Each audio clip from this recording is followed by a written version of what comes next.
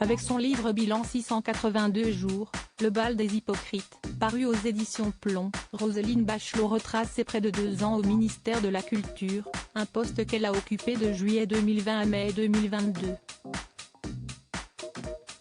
En pleine promotion de son dernier ouvrage, la politicienne a donné une interview à Radio J, dimanche 15 janvier, durant laquelle elle est revenue sur la réaction de son fils à l'annonce de sa nouvelle nomination au gouvernement. Celle qui fut ministre de la Santé et des Sports avant d'être ministre des Solidarités et de la Cohésion sociale sous Nicolas Sarkozy, après avoir également été ministre de l'Écologie et du Développement durable lors du dernier quinquennat de Jacques Chirac, a expliqué que sa progéniture n'avait pas été ravie par ce retour au cœur du pouvoir. Au début de l'été 2020, son fils l'avait appelée pour savoir si elle préparait ses vacances, et Roselyne Bachelot lui avait alors expliqué que ses plans avaient un peu changé. J'entends au téléphone son hurlement, non. Parce qu'il connaît évidemment très bien les sacrifices que cela représente.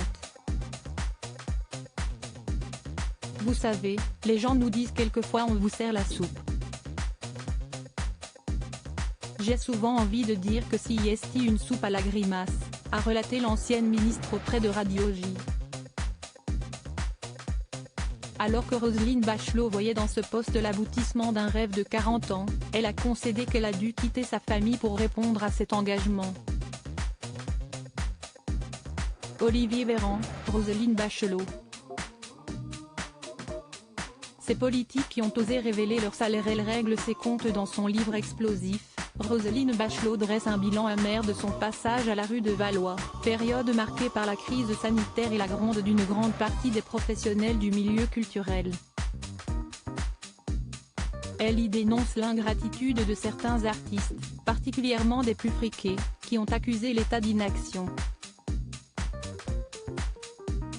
Tout au long de cette crise, je suis restée scotchée par le double langage de ce milieu. Quand on passait saluer les artistes dans leur loge, les témoignages de gratitude étaient constants.